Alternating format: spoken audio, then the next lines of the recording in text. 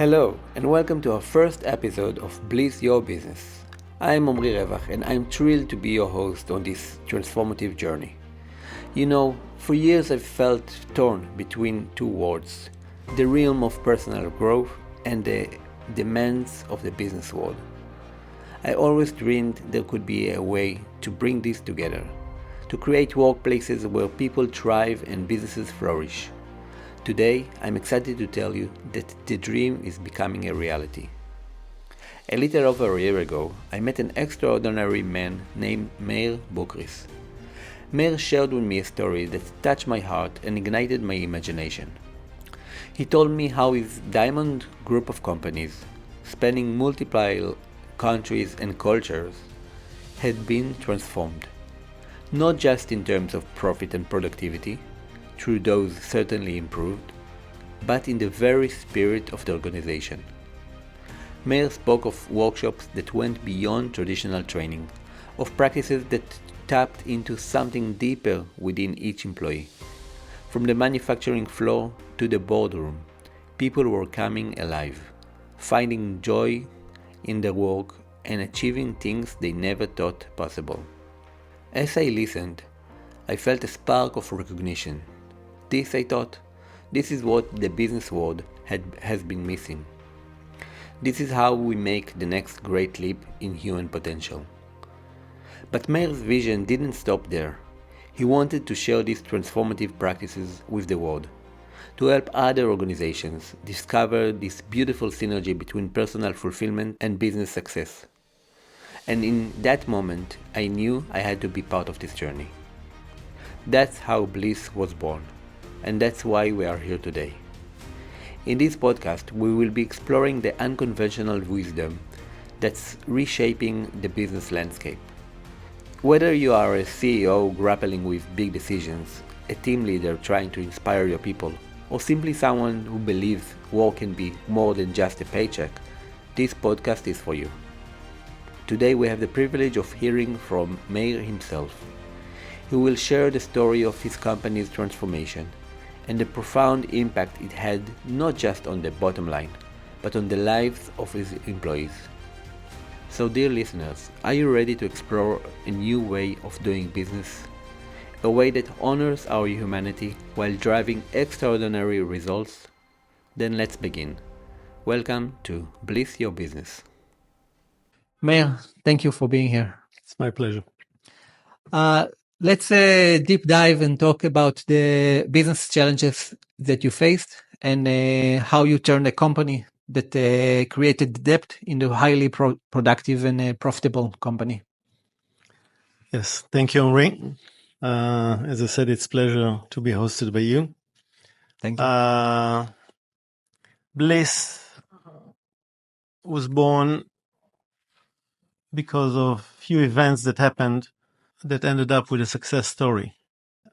Back in 2012, our group established a new company in the north city of India by the name of Bhopal that was supposed to cut and polish very small stones for the watch and diamond industry. Until then, most of these type of stones were produced in China. China became too expensive, hence few of our clients approached us to do that in a cheaper way. Mm-hmm. And WSDM, the daughter company of Constell, was formed in Bhopal. It was obviously, the first year was challenging because to train new fresh workers to polish such small stones that when you breeze next to them are flying away was expected to be a challenge. However, time passed by and the productivity was still not being achieved. To just give an indication, in China, an average polisher would produce about 8 pieces of stone. Those years, 2013-14, we achieved 2.5 pieces, nearly 1/3 of the expected target. Wow. So the CEO of the company at that time, of that particular unit, started looking for how to make human being more productive, more efficient.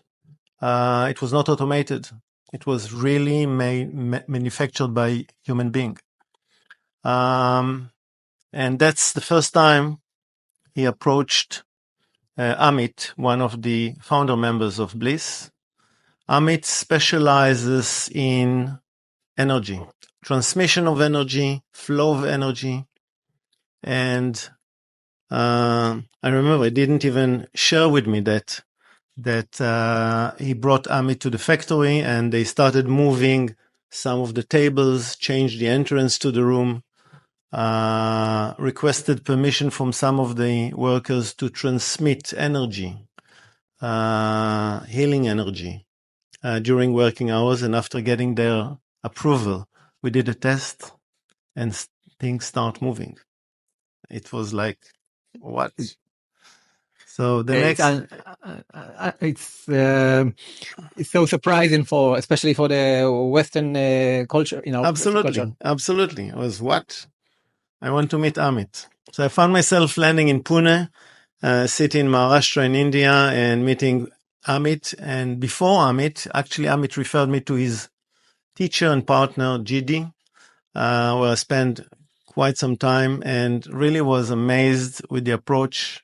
Obviously, we know that energy exists, but being able to use the energy and direct it in the right way was new to me. So we continued with Amit. We're seeing improvement, and still production was not. I mean, it was improved, but still far from the target. I think it was 2016 or 15 or 16 when I heard the head of operation calling me and telling me and sharing with me an amazing workshop they had with Sonia. Sonia is a very, very special personality, as you met her already. Yeah. She does unique work of connecting mind, heart, body, and spirit.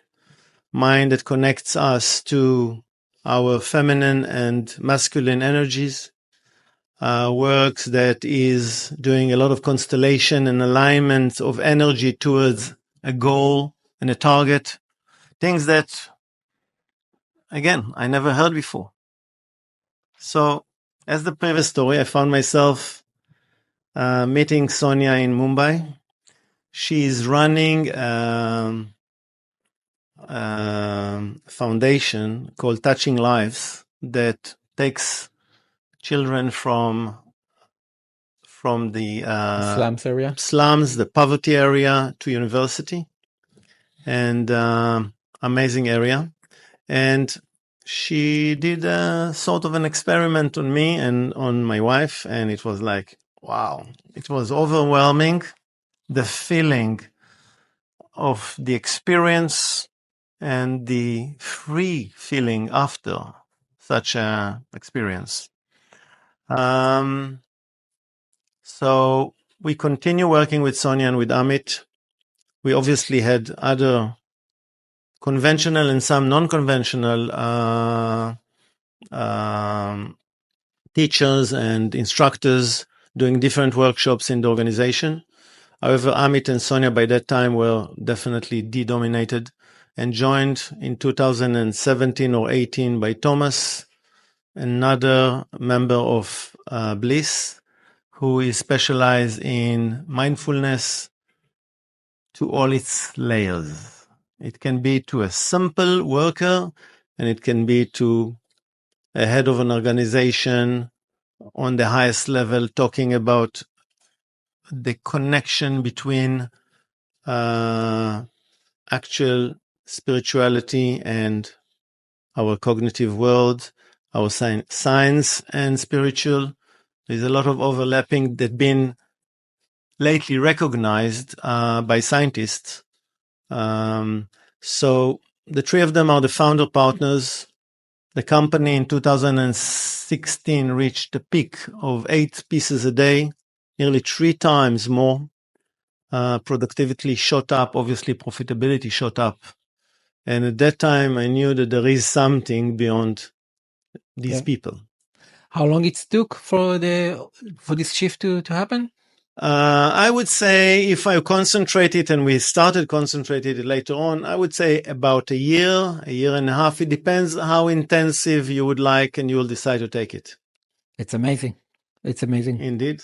I think you are in the industry and practicing in your company, especially that everything is very measurable, right? So absolutely. Obviously, when you're dealing with a non-conventional workshop, you want to have measurable results. And we definitely pinned absenteeism level, attrition level, productivity per person, repair rates. Those are measurable that are easily managed in our computer system, in our factory management system. So each worker, we could identify his shift post a workshop, what workshop did better on one person than the other. It was an amazing. But again, as human being, maintaining these shifts, it slides down after the first workshop. It takes a little bit longer to slide down after the second. So you need to maintain it, no doubt about it. As I said, we're a human being. We have a slide down effect. However, the results are impressive. People were smiling. One of the things that I do when I come to our operation is I look at the people in the eyes and they smile. You feel the well-being is improved. You feel they enjoy being here.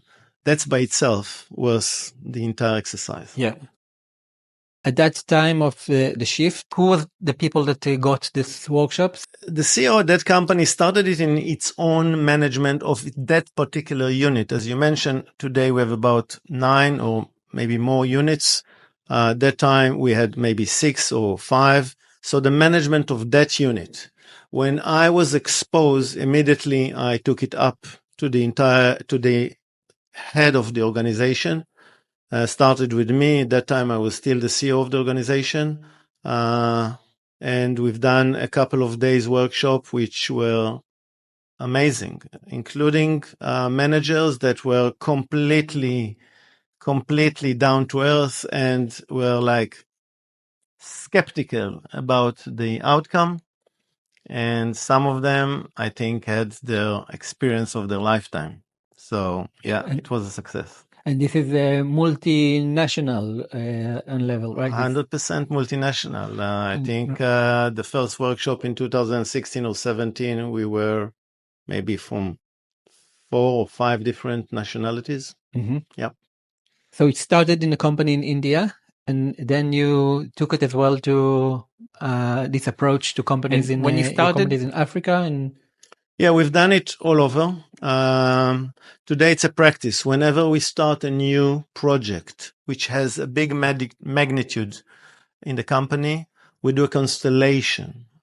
Constellation is alignment of the energy of all the players that are involved in the new project, aligning their energy towards the project. So obviously there are a lot of anxieties, concerns. People don't think the same as the others. This workshop is bridging and actually unify the entire team around the project and makes the execution far easier and smoother. I'll tell our listeners that in the next our next episodes, you will have you'll get the opportunity to meet and to hear directly from Amit, Sonia, and Thomas. So stay tuned and make sure to subscribe for our updates. From what you're telling, it's these workshops made change in few very deep levels. In what other levels did you see changes happen? Again, the awareness of the person that goes through such a workshop, his level of awareness and consciousness directs to the level of the developments or leads to the development or the depths or the intensity of the development. So the more you are aware, the more you are conscious to what going through or around you, the better you would feel or you would be enriched after such a workshop. Talking on the C level, and I think that this is one of the main intention of Bliss, being a boutique workshop provider, is the C level, or people that really want to make an intensive change and make a difference. Normally, those people are with above average level of awareness, and you can really achieve quite an impact. But you have to be prepared for that. Mhm. For example, you have to be prepared to be vulnerable. I remember that in one of the workshops, I had exposed myself to a level of relationship that I had with my parents, which has nothing to do with the work, but it had a lot to do with the way I acted in the work. And the fact that we are aligned to the masculine energy of our father or the feminine energy of our mother, these energies exist during working times, and we are reacting, and we can find a lot of similarities between the energies that we inherited when we were young and we took forward. So a lot of obstacles and a lot of scars that we carry on, affecting the way we behave at work. So if we are ready to be vulnerable and heal those scars, it has an amazing impact. Now, the funny part is once you're vulnerable next to your colleague, the bonding is going to the next level. Yeah. If seen you naked, if seen you with your weaknesses points, and it's bonding.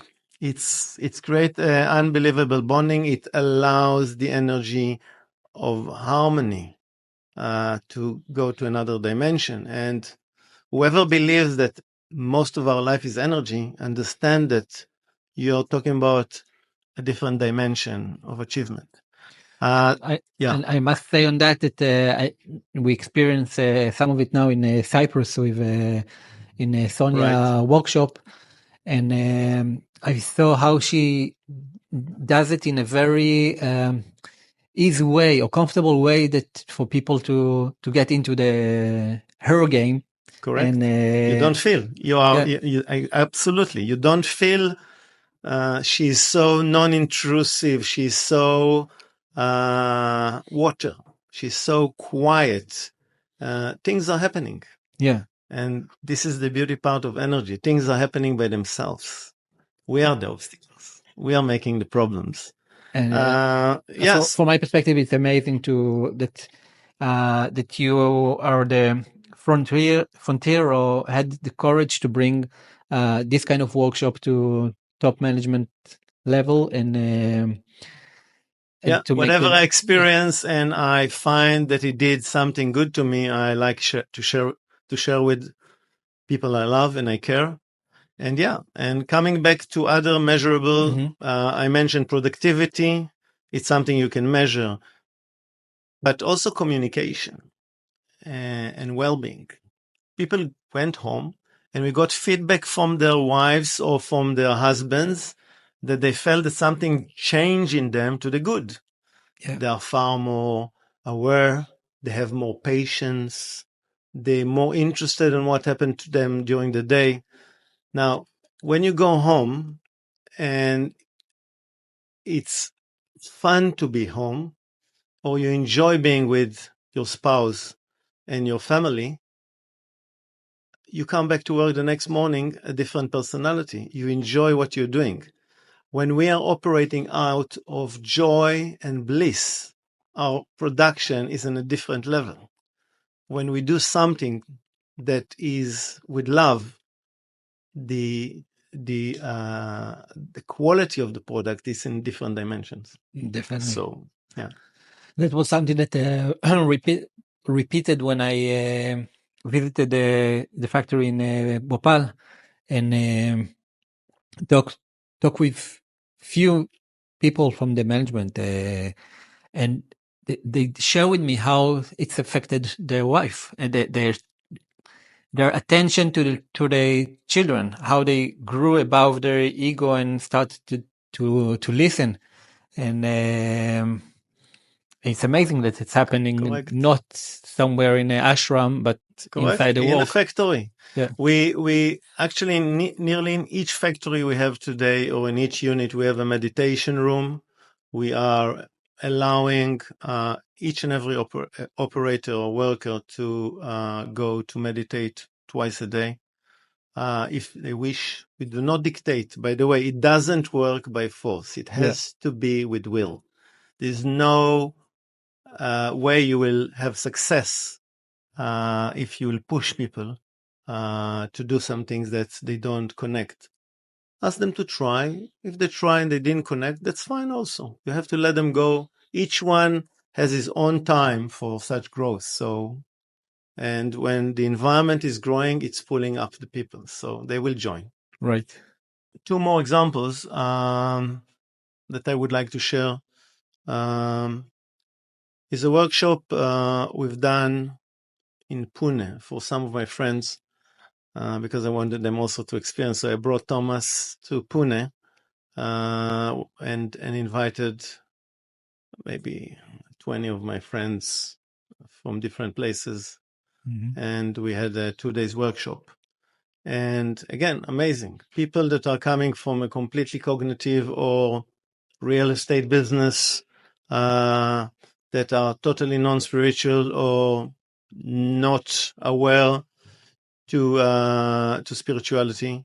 When they started exercising and doing different techniques of sensing energy or understanding the fact that we have another body, which is an astral body, which is a body that is outside our body, which is the energetical body, and understand that that body communicates and has certain resonance to things that are happening, they start to look at things slightly different, and that's an amazing result for such a workshop. Thomas has the skill of really going in depth. The experience and the knowledge the guy has, I call him a walking encyclopedia. He is, yeah, he definitely is. And with Amit till today, and we are nearly 8 months into the war in Israel, going through a very, very tough energetical time in the country.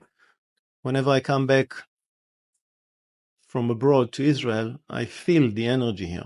It's a tough energy. Yeah. I get every day 10 hours of transmission of healing energy from Amit that is really taking care of my well-being.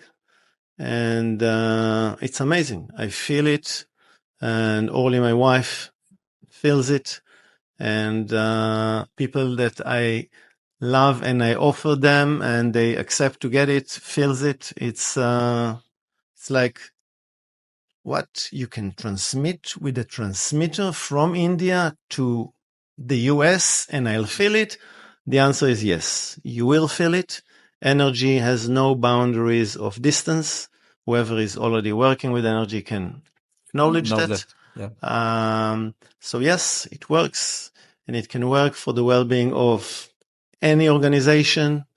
And obviously you have to get the acceptance of the person.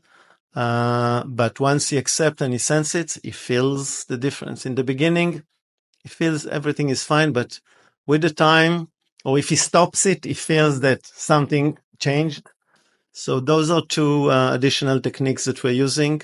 And yeah, I recommend anybody to try it out. Amit is really is very structured. He have his way to transmit to people, and as well to the factory in every change of shift as well to make the right balance of energies. And correct, it's a very precise technology, scientific. So yeah. I would like to ask you to share from your perspective the current vision of Bliss and what it's bring to the world. The vision that I had, my common narrative is to share something that does good to the world, to share it with as many people as possible. For me, Bliss has no any monetary or business target. I feel that it will do well just by doing what it does. So the idea is to share with any organization the experience. I think as we discussed, we would propose a 2 days introduction, intensive introduction, where an organization, a company, institution, whoever, whatever personality that would feel intrigued and curious enough to try that experience, we'll go through 2 days of transformation, and after that we'll decide how to take it forward. We normally continue, as I said, it's post the 2 days, each company would need to really build a tailor-made activities to where they want to focus. It would depends on what activities the company does, what the CEO, the leaders of that particular organization has in mind to do. But yeah, the challenges that they are facing at the time. Exactly. And then we can fit and tailor the right. Absolutely. It's very flexible program, as the individual are very competent to align their capabilities to the needs. Yeah. Will you feel comfortable if your competitors will use the services of anybody? Doing good or making the world around us better benefits. If I would list you how many things our organization did that people opened their eyes, said, wow, you're building your next competitor. So I said, yeah, but the world would continue on. And yeah, it's regardless. I mean, I think it does good to people, and what does good to people, the universe takes care of itself. So that's my very deep belief. That's beautiful belief. Thank you. The way that you are saying about the greater good, it's obvious that there is a deeper understanding about how awareness should develop in the world. Or would you speak a little bit about that? I think the word awareness or consciousness is the key for mankind. Is the ability to be aware at any given time, first of all, why I'm reacting to any external element that happens to me now, why I'm reacting the way I'm reacting, to recognize the repeatable triggers that makes me react the way I react. Those triggers normally repeat themselves from my personal experience, and to eventually find a way to heal yourself and to move yourself to a higher level. So improving the awareness of human being would lead to a much better world, no doubt about it. Unfortunately, our world is polarizing nowadays. It started with the COVID. Every country closed itself. The countries felt far more patriotic, so it became more defensive. Organizations started. So we are getting polarized instead of unified. The world is so small.